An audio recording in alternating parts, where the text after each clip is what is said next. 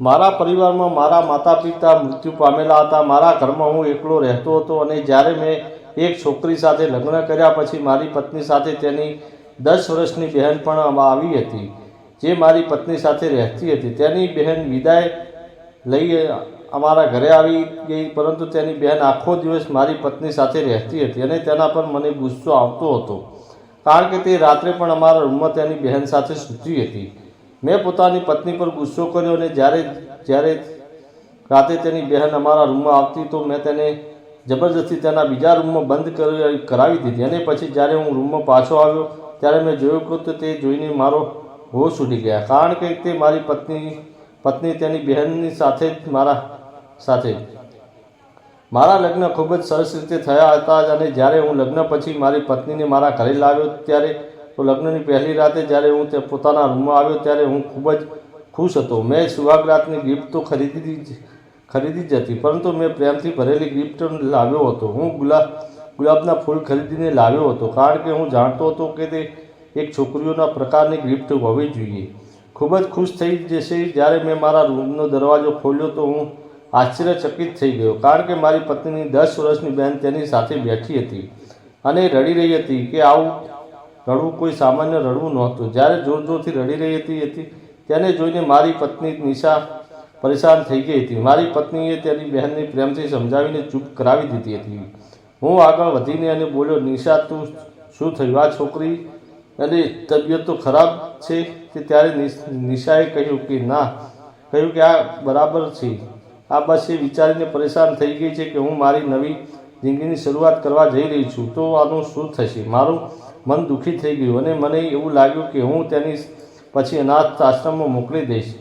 ત્યારે મેં આગળ વધીને તેના માથા પર હાથ ફેર્યો અને કહ્યું કે તું ચિંતા ના કરજે, તું નિશાની બહેન છે તો મારી પણ બહેન જ છે। તું આજે ઘરમાં અમારી સાથે જ રહીશ, હું બોલ્યો, પરંતુ તે વાત પર મહેનત ન હતી। મારી પત્નીએ કહ્યું કે જે જણાવી દીધું, પરંતુ એ હજી નાની છે અને તેની સાથે એ વાત સમજી શકતી નથી।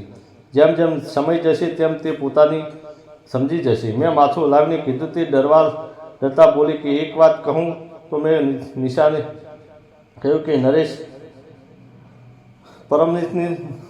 પરમિશન લેવી જરૂરી નથી, પરંતુ તેની વાત સાંભળીને હું સંપૂર્ણપણે આશ્ચર્યચકિત થઈ ગયો। તેણે કહ્યું કે આજે હું મારી બહેનને પોતાની સાથે સુવડાવી દઉં, જ્યાં સુધી તે પોતાને સંભાળી નહીં લે કે સુધી જાય ત્યાં સુધી મેં મારી સાથે સુવા દીધી જોઈએ।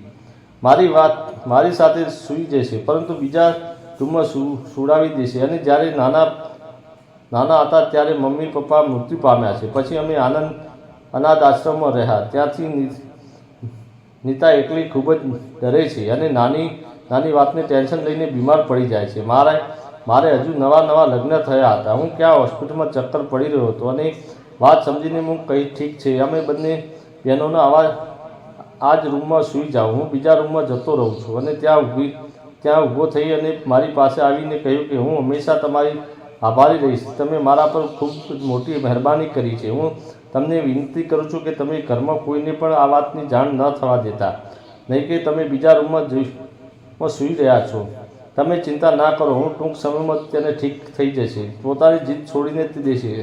હસતા કહ્યું કે નીતા, તારે ટેન્શન લેવાની કોઈ જરૂર નથી, હું તારી પરિસ્થિતિ સમજી શકું છું। એમ પણ આવતીકાલે સુધી મહેમાનો પાછા જતા રહેશે, પછી આ ઘરમાં આપણે 3 જ રહીશું। આટલું કહીને તે ડરી ગઈ, નીતા તરફ જોઈ અને બહાર નીકળી ગયો અને તે નીતાને તેના સંતાનો આપી રહ્યો હતો, પરંતુ પોતાને કેવી રીતે આપી શકું? મારા દિમાગ વારવાર એક જ પ્રશ્ન આવી રહ્યો હતો કે શું નીતા આમ જ હંમેશા મારી ખુશીઓને વચ્ચે રહેશે?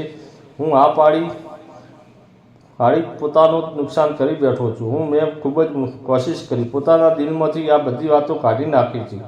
હું નીતા અને તેની સાથે રહેવા લાગ્યો। આ સમય આમને આમ વીતતો ગયો અને તેને પણ અમે પોતાની બહેનની જેમ રાખી અને નીતાને તેને ભણાવી અને તેની લાઈફ ખૂબ જ સરસ બનાવી અને સારા છોકરા સાથે અને નોકરી કરતો શોધ્યો અને તેના લગ્ન કરાવી દીધા। તે પણ તેના લગ્ન જીવનમાં ખુશ છે અને હું અને નીતા પણ ખુશી રહેવા લાગ્યા। મિત્રો, વિડીયો પસંદ આવ્યો હોય તો વિડીયોને લાઇક અને ચેનલને સબસ્ક્રાઈબ જરૂર કરજો।